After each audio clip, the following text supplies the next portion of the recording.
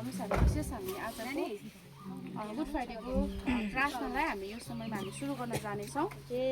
यो समयमा हामी सबैजना पहिला हामी सुरुको प्रार्थनालाई गरिकन हामी सेवाकाईलाई हामी अगाडि बढाउनेछौँ। हामी सबैजना मिलिकन प्रार्थनाको सुरुको प्रार्थनालाई गर्दै हामी सेवाकाईभित्र पसि जानेछौँ।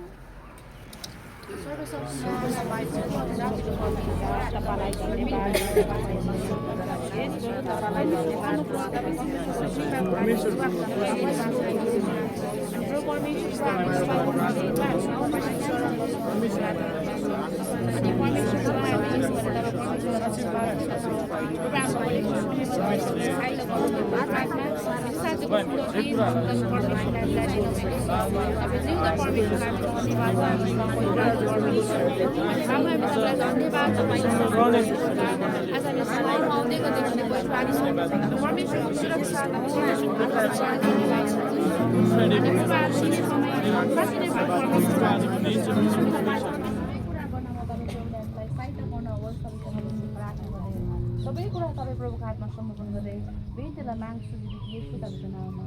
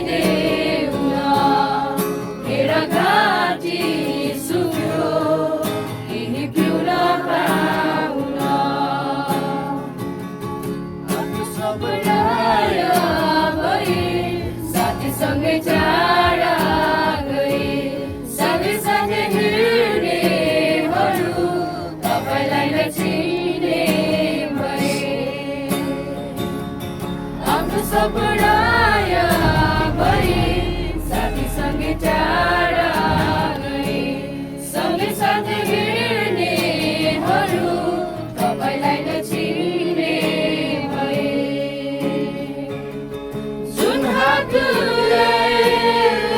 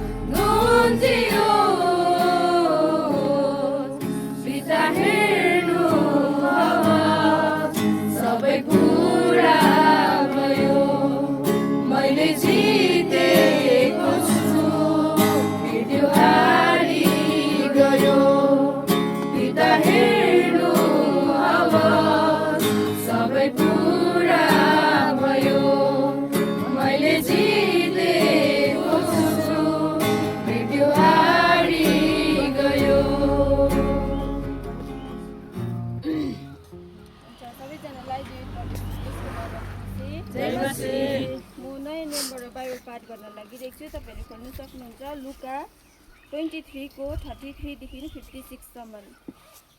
लुका 23 को 33 देखि 56 सम्म।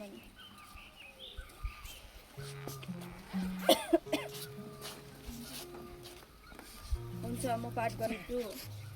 33 मा यसो लेखेको छ, जब तिनीहरू खपुरे भन्ने ठाउँमा आए तब त्यहाँ तिनीहरूले उहाँलाई र ती कुकर्मीहरूलाई एउटालाई दाहिनेपट्टि र अर्कोलाई बायाँपट्टि क्रुसमा टाँगे। अनि येशूले भन्नुभयो, हे पिता, तिनीहरूलाई क्षमा गर्नुहोस्, किनकि तिनीहरूले के गरिरहेछन् ती जान्दैनन्। अनि तिनीहरूले उहाँका पोषक भाग गरेर गोला हाले औ भिडहरू हेर्दै उभिरहेका थिए। शासकहरूले पनि यसो भन्दै गिजाए, त्यसले अरूलाई बचायो, यदि यो परमेश्वरको ख्रिस्ट उहाँको चुनिएको हो भने त आफैलाई बचाऊ। यो भन्दा चाहिँ हजारौँ अनि कैयौँ दुःख अनि कष्टको समयहरू उहाँले हाम्रो लागि झेल्न भएको। अनि यो समयमा हामी उहाँको कष्टलाई सम्झिँदै हामी उहाँलाई धन्यवाद दिनुपर्ने भएपछि म तिमीहरूभन्दा अघि गालिलमा जानेछु। पत्रुसले उहाँलाई भने, सबैजना तपाईँप्रति रुष्ट भए तापनि म चाहिँ त रुष्ट हुने छैन। अब येशूले तिनलाई भन्नुभयो, म तिमीलाई साँच्चै भन्दछु, आज यसै रात भाले 2 पल्ट बाँच्न अघि तिमीले मलाई 3 पल्ट इन्कार गर्नेछौ। तर तिनले झन् जोर दिएर भने, तपाईँसँग म मर्नै परे तापनि म तपाईँलाई इन्कार गर्ने छैन। अरू सबैले पनि त्यही किसिमले भने। ठाउँमा आउनुभयो र उहाँले आफ्नो चेलाहरूलाई भन्नुभयो, मैले प्रार्थना गरुन्जेल तिमीहरू यहाँ बस। तब उहाँले पत्रुस, याकुब र यूहन्नालाई आफूसँग लैजानुभयो र उहाँ अत्यन्त विचलित र बहुतै खिन्न हुन लाग्यो।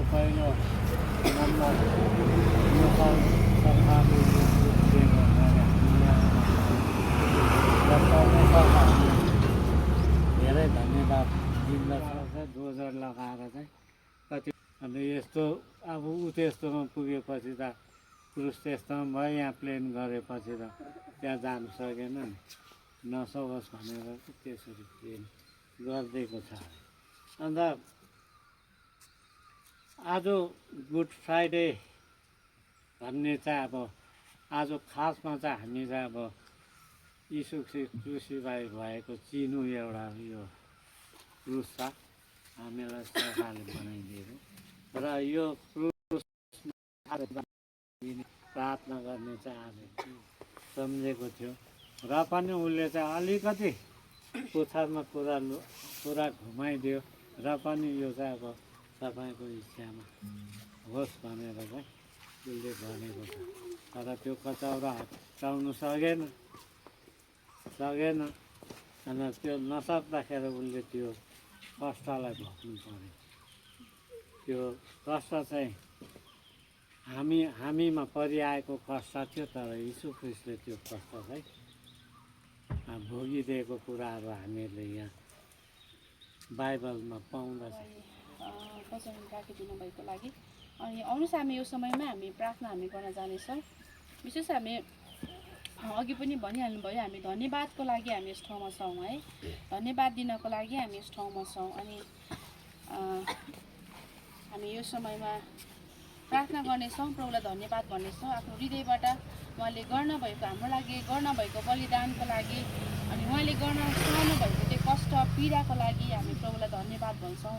उहाँले त्यो कुराहरू गर्नुहुँदै गर्दाखेरि हामीले आजको दिनमा हामीले स्वर्ग राज्यको कुराहरूलाई हामीले जान्न सकेका छौँ, थाहा गर्न सकेका छौँ अनि अघि पनि भने उद्धार मुक्तिको कुराहरूलाई हामीले चाख्न पाएका छौँ। अनि बाइबलमा अघि आपाले पश्चातापी हृदयको कुरा गर्नुहुँदै गर्दाखेरि मैले हिजो मात्र एउटा वचनलाई मैले पाठ गर्दै थिएँ। भजन सङ्ग्रह 51को 17 पदमा यहाँ यस्तो लेखेको छ, 16 र 17मा यस्तो लेखेको छ यहाँनिर, किनकि तपाईँ बलिमा प्रसन्न हुनुहुन्न, नत्र म बलि चढाउने थिएँ, होम बलिमा तपाईँ खुसी हुनुहुन्न। अनि 17ले शक्तिशाली कुरा भन्छ, तोडिएको आत्मा नै परमेश्वरको निम्ति बलिदान हो। हे परमेश्वर, तोडिएको र पश्चातापी हृदयलाई तपाईँ तिरस्कार गर्नुहुन्न। आमेन। यो समयमा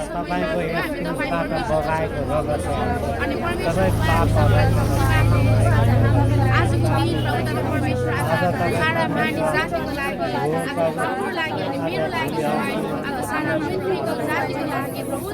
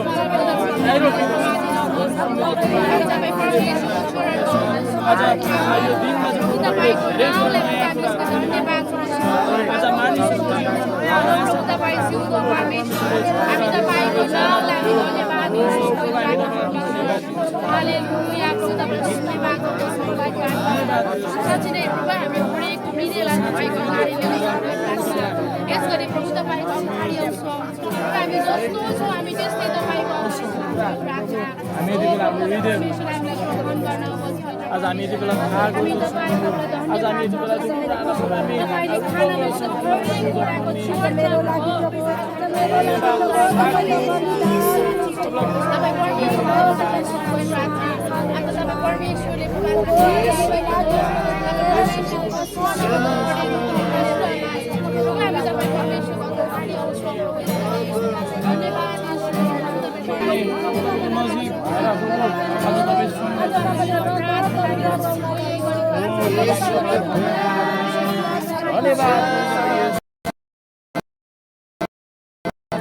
शोकमा अब हामी तपाईँको नजिक तपाईँसँग